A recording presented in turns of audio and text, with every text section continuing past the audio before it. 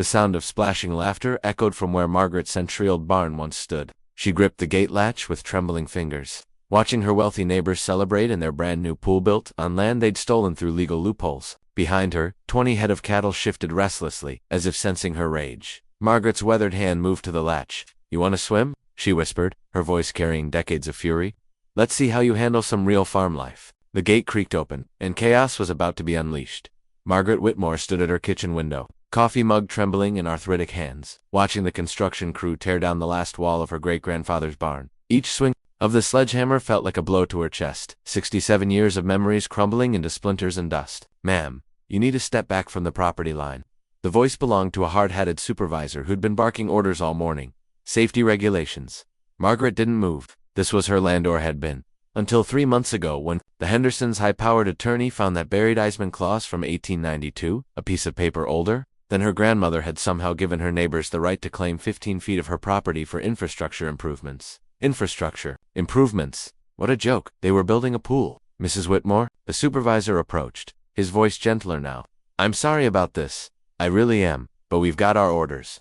She finally turned, fixing him with eyes that had seen the Great Depression, 2 wars, and the slow death of everything she'd ever loved. "That barn housed for generations of livestock.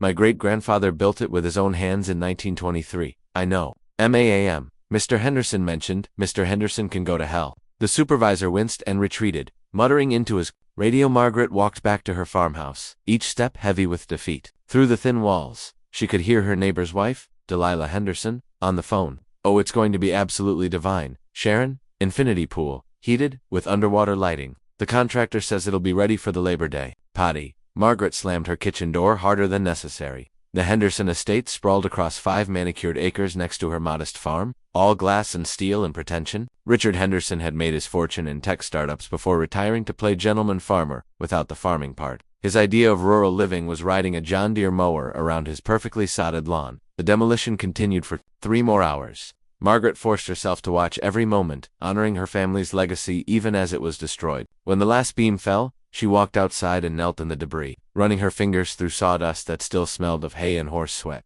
"Excuse me." Delilah Henderson stood at the property line in yoga pants and designer boots, her blonde hair pulled into a perfect ponytail. "I wanted to apologize for the noise. I know this must be difficult." Margaret looked up from the ruins. "Difficult? Well, yes. Change is always hard. But honestly, that old barn was becoming an eyesore. This will really improve both our property values." The words hit Margaret like a physical blow. She rose slowly, sawdust clinging to her knees. "An eyesore? I didn't mean look. Margaret, we're neighbors. We should be friends. Once the pool is finished, you're welcome to come swim any time." Margaret stared at the younger woman, 50-something, trying to pass for 30. Face tight from procedures, wedding ring that cost more than most people's cars.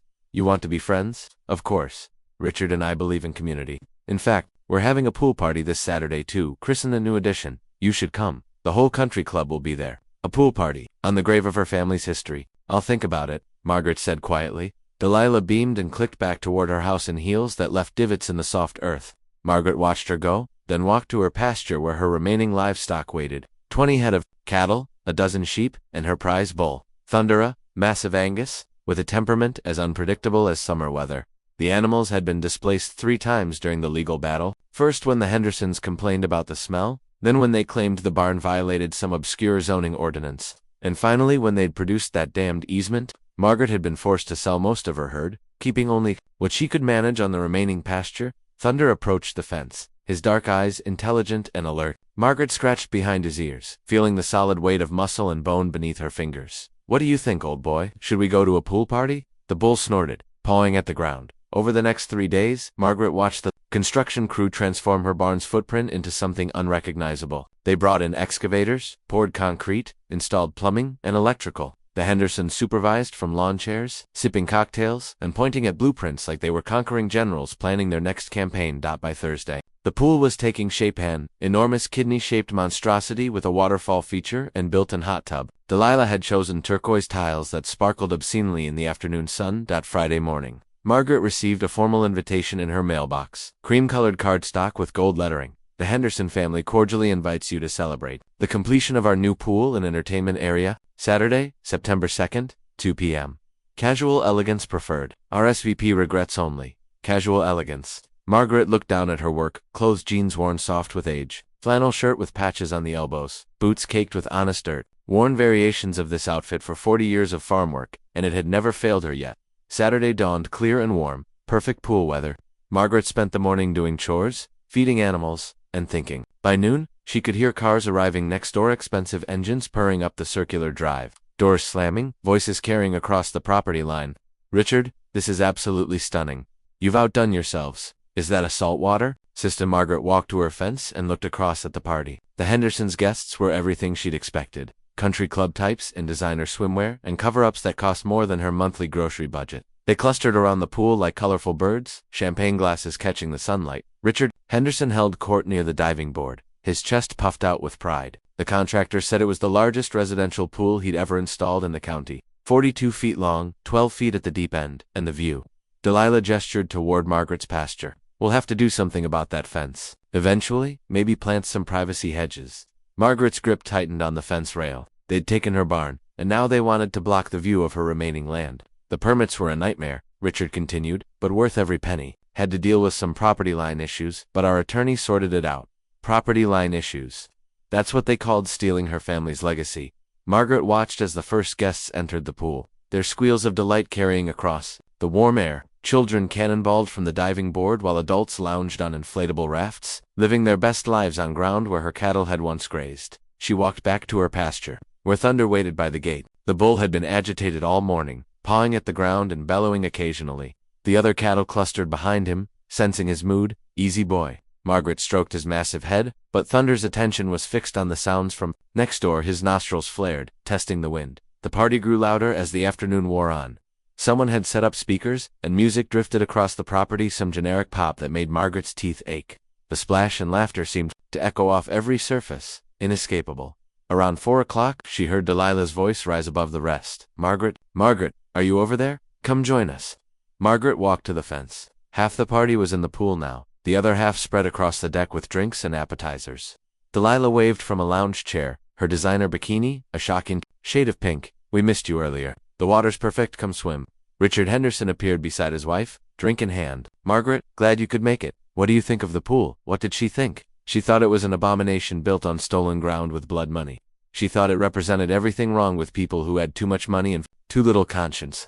She thought it deserved to be destroyed as surely as they'd destroyed her barn. But what she said was, "It's very impressive. Cost us a fortune, but you only live once, right?" Richard's laugh was loud and careless. "Had to clear out some old structures, but that just opened up the space. Much better use of the land." Old structures. Her great-grandfather's barn was an old structure. "You know what the best part is?" Delilah stood up, gesturing grandly. "The infinity edge. It creates the illusion that the pool extends forever, like it's part of the natural landscape." Natural landscape. There was nothing natural about any of this. Margaret nodded politely and walked back toward her house. But she didn't go inside. Instead, she circled around to the far side of her property where the gate to the main pasture stood.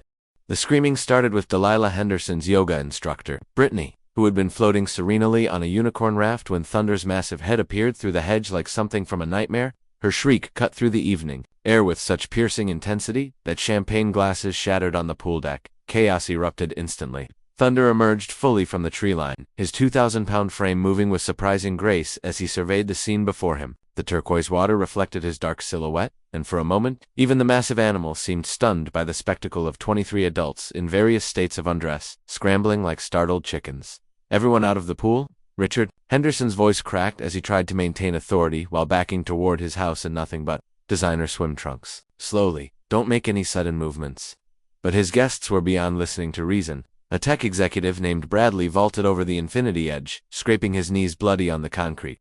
2 women in matching Hermes cover-ups climbed onto the diving board and huddled together like it was a life raft. Someone's phone splashed into the shallow end as they abandoned it for higher ground. Thunder, meanwhile, had discovered the appetizer table. The bull approached the elaborate spread with scientific curiosity, his wet nose investigating caviar, crackers, and organic vegetable platters. His massive tongue swept across a tray of imported cheeses, and his expression suggested he found them acceptable.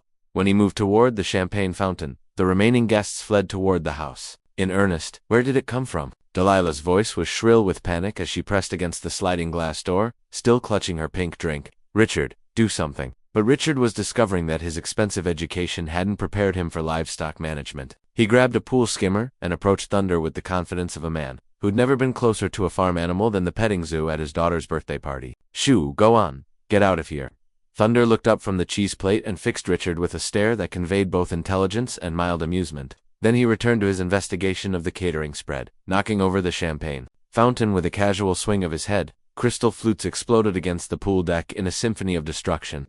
"Jesus Christ, it's destroying everything." Bradley called from his position on top of a patio umbrella. "Someone call animal control." That's when the cattle arrived. 20 head of mixed breeds emerged from the tree line in a loose formation, their eyes reflecting the underwater pool lights, like something from a horror movie. They spread across the Hendersons' manicured lawn. With purpose? Some heading for the flower beds, others investigating the outdoor kitchen, where prime rib had been slow cooking all afternoon. "They're everywhere," shrieked Mrs. Patterson from the country club, who had climbed onto the hot tub cover and was now trapped as 3 heifers investigated the bubbling water with scientific interest. A young bull named Bruno discovered the outdoor speakers and rubbed his flank against them, creating a feedback screech that sent the remaining guests diving for cover. The music cut out, replaced by the sounds of bovine investigation and human panic. Delilah Henderson stood frozen in her designer bikini, watching her perfect party dissolve into agricultural chaos. "This is insane. How did they get in? Where's the fence?" But Margaret's cattle were just the opening act. The sheep arrived like a woolly tsunami, pouring through the gap in the hedge with bleating enthusiasm. They immediately scattered across the property, investigating everything with the relentless curiosity of their species. One group discovered the pool house and began methodically eating the imported landscaping. Another contingent found the outdoor bar and began knocking over bottles with their heads, creating a river of premium liquor across the flagstone. "The wine cellar." Richard Henderson's voice reached a pitch normally reserved for adolescent boys. "They're heading for the wine cellar." Indeed, several sheep had discovered the outdoor entrance to Richard's temperature-controlled collection and were investigating the darkness within. The sound of breaking glass suggested they'd found something interesting. From her rocking chair, Margaret could hear every moment of the chaos with crystal clarity. She'd lived next to livestock her entire life and could identify each sound: the heavy breathing of cattle, the lighter patter of sheep hooves, the occasional bellow of confusion or excitement. Mixed with the human screams and breaking glass, it created a symphony of poetic justice. Thunder's voice rose above the rest, a deep, resonant call that seemed to shake the ground. Margaret smiled. "The old bull was enjoying himself, ma'am." "Ma'am, are you there?" a voice called from Margaret's front yard. She looked up to see Bradley, the tech executive, standing at her front gate in dripping swim trunks and a desperate expression. Blood trickled from the scrapes on his knees, and his hands shook as he gripped her fence. "These are your animals, right? You have to call them back." Margaret rocked slowly in her chair. "I'm sorry, what animals? The cattle? The sheep? They're destroying the Hendersons' property? Oh my." Margaret's voice was perfectly calm. "How did they get out?" "The gate. Someone left the gate open." "That's terrible. Gates should always be properly secured." Bradley stared at her for a moment, his software engineer brain trying to process the situation. Behind him, another crash echoed from the Henderson property, followed by fresh screaming. "You have to do something. People could get hurt." Margaret considered this. "You know, you're absolutely right. Animal safety is very important." She stood up slowly, her joints protesting after the long afternoon. "I should probably call someone." "Yes, call someone. I'll call my attorney." Bradley's face went blank. "Your attorney?" "Well, there's clearly been a breach of property security. If my livestock are loose, someone must have tampered with my fencing. That's vandalism, possibly trespassing. My insurance company will want a full investigation." From next door came a tremendous splash, followed by Delilah Henderson's voice. "It's in the pool. The bull is in the pool." Margaret's eyebrows rose. "Oh dear, I hope no one was injured." Bradley turned to look toward the Henderson property, where he could see Thunder standing chest-deep in the infinity pool, his massive head raised as he surveyed his new domain. The bull seemed remarkably calm for an animal in an alien environment, but then again, farm animals were surprisingly adaptable. "This is insane," Bradley muttered. "This is absolutely insane. Farming can be unpredictable." Margaret agreed. "That's why proper boundaries are so important. Speaking of which, how exactly did you get onto my property?" Bradley looked around, realizing for the first time that he was standing uninvited on Margaret's land. The fence. I climbed over ... So you're trespassing." "I was trying to get help. I understand. Emergency situations can be confusing. But legally speaking, you're on my property without permission." Discussing an incident involving my livestock that somehow escaped from properly secured facilities, Margaret's voice remained perfectly reasonable. "I think we're going to need some documentation." The sound of sirens began to echo across the valley. Someone had finally thought to call emergency services. Bradley looked toward the road, then back at Margaret, then toward the Henderson property, where the chaos was reaching new crescendos. "Look, I don't know what kind of game you're playing. I'm not playing any games, Mr. Bradley." "Bradley Morrison." "Mr. Morrison, I'm simply a concerned neighbor trying to understand how my livestock ended up on someone else's property. These are valuable animals. That bull alone is worth $12,000. If something happens to him, Bradley's mouth opened and closed like a fish. In the distance, they could hear Richard Henderson shouting orders at someone, probably the emergency responders who were arriving on scene. I need to get back, Bradley said finally. Of course, but please be careful crossing the property line. We wouldn't want any additional legal complications. Bradley vaulted back over the fence with less grace than he'd used, leaving it. Margaret watched him sprint toward the emergency vehicles, then settled back into her rocking chair. The show was just getting started. Fire trucks and police cars lined the road now, their flashing lights painting the evening in reds and blues. Margaret could see uniformed figures setting up some kind of perimeter, though what they planned to do about 23 head of livestock remained unclear. Ma'am, are you Margaret Whitmore? A sheriff's deputy had appeared at her gate, a young man with a serious expression and a notepad. Margaret recognized him as Tom Bradley's youngest son, though she hadn't seen him since he'd graduated from high school. Hello, Tommy. How's your mother? She's fine, ma'am. Listen, we have a situation next door involving some livestock. The owners are claiming the animals belong to you. Margaret nodded. That would be correct. 20 head of cattle, 12 sheep, and my prize bull Thunder. I'm very concerned about their welfare. How did they get onto the Henderson property? That's what I'd like to know. My gates were properly secured this morning. Someone must have tampered with them. Deputy Bradley. Tommy wrote something in his notepad. So you're saying someone deliberately released your animals? I can't imagine any other explanation, unless... Margaret paused thoughtfully. Margaret woke to the sound of machinery, not the familiar rumble of farm equipment, but the aggressive whine of industrial engines that didn't belong in her valley. She checked her bedside clock. 5:47 a.m., barely dawn. Through her bedroom window, she could see lights blazing across the Henderson property like a construction site. By the time she'd dressed and made coffee, 3 more trucks had arrived. Margaret walked to her fence line and discovered Richard Henderson directing a crew of workers as they installed something that looked like a military fortification. 8 feet high, reinforced steel, concrete footings every 6 feet, Richard was saying to a supervisor in a hard hat. I want it impenetrable. The fence they were building ran exactly along the property line, the same line where Margaret's great-grandfather's barn had stood just days ago. It was a monument to spite, towering and ugly, designed not just to keep animals out but to block Margaret's view of anything beyond her own diminished acreage. Morning, Richard. Margaret approached with her coffee mug, voice deliberately cheerful. Starting early today. He turned, his face flushed with anger and sleepless rage. You think this is funny? You think destroying my property is some kind of joke? I'm not sure what you mean. I heard there was some kind of accident with livestock yesterday. But accident? Richard's voice cracked. 23 animals don't accidentally coordinate a property invasion. You deliberately sabotaged my party. Margaret sipped her coffee, thoughtfully. That's a serious accusation.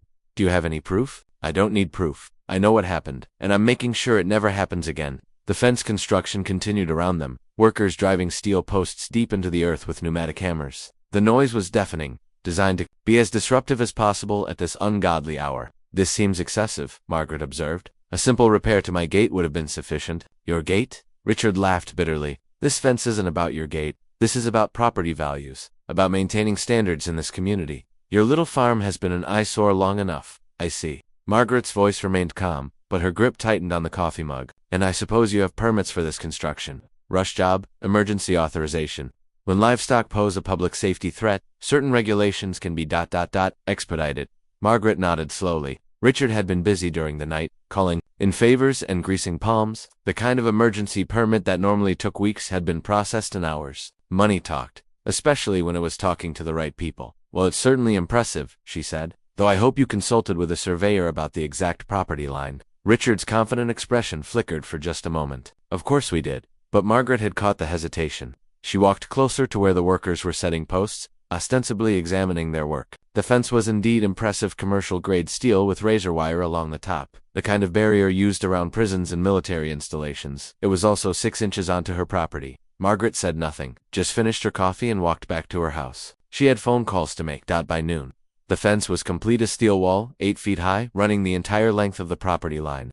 Richard Henderson stood admiring his handiwork while Delilah supervised the installation of security cameras. Every 20 feet they were transforming their estate into a fortress, and they wanted Margaret to know it, but Margaret was already 3 steps ahead. She'd spent the morning on the phone with Tom Bradley's uncle, Jake, who happened to be the most respected surveyor in 3 counties. Jake had surveyed this property twice in the past decade and knew every marker and boundary line by heart. He'd agreed to come out that afternoon for what he called an informal consultation. She'd also called her attorney, Patricia Wang, a sharp woman in her 40s who specialized in property law and had a particular dislike for wealthy newcomers who thought they could bulldoze their way through local regulations, and she'd made one more call to her nephew David, who worked for the county inspector's office and owed Margaret several favors dating back to his troubled teenage years. The pieces were falling into place. Jake Bradley arrived at 2 p.m. in his dusty pickup truck, surveying equipment rattling in the back. He was a weathered man in his 60s, part of the same generation that remembered when the Henderson property had been the Morrison dairy farm. Hell of a fence, he said, examining the steel barrier. Must have cost $50,000. At least Margaret agreed. Richard was very proud of the price tag. Jake walked along the fence line, occasionally stopping to examine the ground. He pulled out a tablet computer and consulted what appeared to be a detailed property map. Margaret, you remember where your great-granddad's old property markers were? Every one of them. Stone posts set in concrete, with iron pins driven 6 feet deep. That's what I thought. Jake pointed to a spot about 6 inches inside the fence line. Because according to my records, one of those markers should be right here. They walked to the spot Jake had indicated. The Hendersons' construction crew had poured concrete footings for their fence posts, but they'd been in a hurry. About 2 feet down, Margaret's shovel struck something hard. Iron pin, Jake confirmed, consulting his instruments. And unless I'm mistaken, that fence is built on your property. Margaret allowed herself a small smile. How unfortunate. Gets worse, Jake continued, moving along the fence line. See, when your great-granddad established this boundary in 1923, he set markers every 100 feet.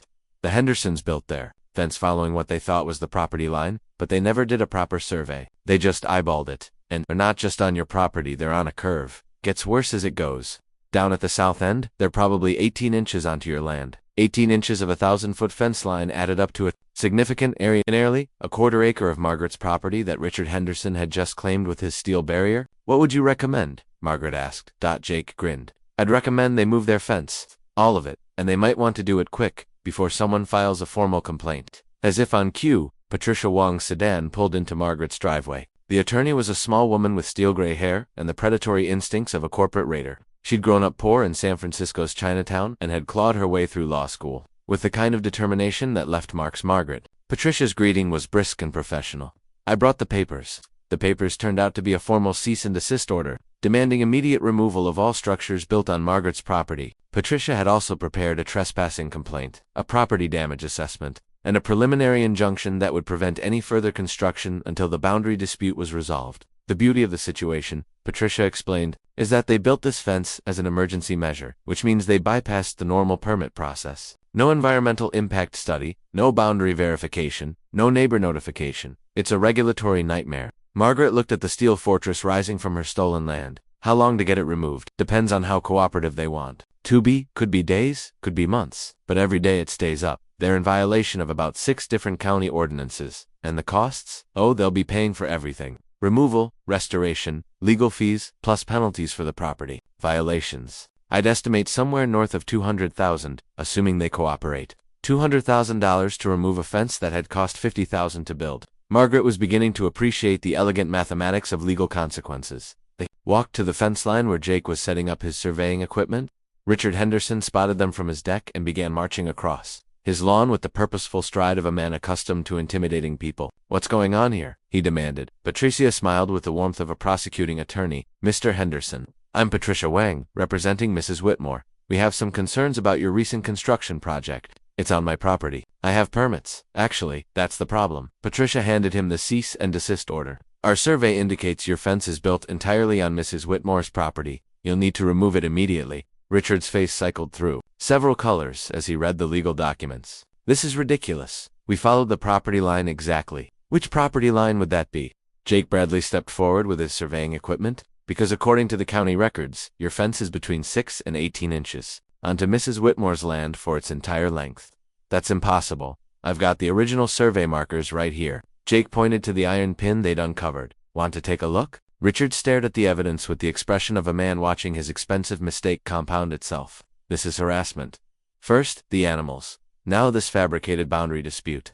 Nothing fabricated about it, Patricia said mildly. The markers don't lie, but I'm sure this was just an honest mistake. These things happen when people rush through construction without proper surveys. I want my own surveyor. Absolutely, that's your right. But until this is resolved, no further construction on the disputed area. And the existing fence? 3 weeks later, Margaret stood in her kitchen at dawn, watching through binoculars as the fourth surveying crew in 10 days tramped across the Henderson property. Richard's legal team had commissioned independent surveys from 3 different companies, each hoping to find some miraculous error that would justify the steel fence now costing him $800 per day in accumulated fines. The binoculars weren't really necessary. She could hear every frustrated conversation, carrying across the crisp morning air. The markers are exactly where they're supposed to be, a surveyor was explaining to Richard's attorney. Your fence is 18 inches onto Whitmore property at the southern end, tapering to 6 inches at the north. There's no ambiguity here. Margaret lowered the binoculars and smiled. Richard Henderson was learning the expensive difference between being right and being wealthy. The phone rang. Patricia Wong with the daily update. Good news and better news. Patricia's voice crackled through the old rotary phone. The County Planning Commission voted unanimously to deny Henderson's appeal. His fence comes down, or they'll do it for him, starting Monday. And the better news. Environmental Protection Agency finished their investigation. Turns out Henderson's emergency construction damaged a seasonal wetland area. They're looking at federal violations now. Margaret's smile widened. The seasonal wetland was a small depression that filled with water during spring rains. Barely noticeable unless you knew what to look for. But Margaret's great-grandfather had been a careful man who'd recorded every detail of his property, including the small marsh that supported migrating waterfowl. Each spring, when Richard's construction crew had poured concrete footings for their fence, they'd disrupted the natural drainage pattern. The EPA took wetland violations very seriously, especially when they involved unpermitted construction on disputed property. How serious are federal violations? Margaret asked. Think 6 figures plus criminal charges if they can prove willful disregard for environmental regulations. Through her window, Margaret watched Richard Henderson storm across his lawn toward the latest surveying crew. Even at a distance, his body language screamed frustration and mounting panic. The man who'd casually demolished a century-old barn was discovering that the law had very different rules for very different people. There's something else, Patricia continued. I got a call from Henderson's attorney yesterday. They want to negotiate. Negotiate what? Removal of the fence, payment of all accumulated fines, and restoration of your property to its original condition. In exchange, you agree not to pursue additional damages. Margaret considered this. And if I refuse? Then they remove the fence anyway, pay all the fines anyway, restore your property anyway, and you can still pursue additional damages. It's not much of a negotiation. What kind of additional damages are we talking about? Loss of property? Use emotional distress? Legal costs? Diminished property value during the dispute? Plus punitive damages, if we can prove malicious intent. Patricia paused. I'd estimate somewhere between 50 and 200,000, depending on how vindictive you're feeling. Vindictive. Margaret looked across at the steel fortress that had cost Richard Henderson his sleep, his money, and increasingly, his sanity. The fence that was supposed to keep her animals out had instead trapped him in a legal nightmare that grew more expensive every day. I'll think about it, Margaret said, but she'd already made her decision. That afternoon, Margaret received an unexpected visitor. Delilah Henderson stood at her front gate in designer clothes that couldn't disguise her obvious distress. The woman who'd called Margaret's barn an eyesore now looked like she hadn't slept in weeks. Margaret, we need to talk. Margaret walked to the gate but didn't invite Delilah inside. About what? About ending this madness. Delilah's voice was strained, desperate. Richard is talking about fighting this all the way to the state Supreme Court. We've already spent more on lawyers than the fence cost to build. That sounds expensive. It's destroying us. Delilah's composure cracked slightly. Not just financially, hasn't slept in 2 weeks. He's obsessing over property maps and legal precedents. He talks about you constantly. Margaret nodded sympathetically. Boundary disputes can be stressful. This isn't about boundaries anymore, and you know it.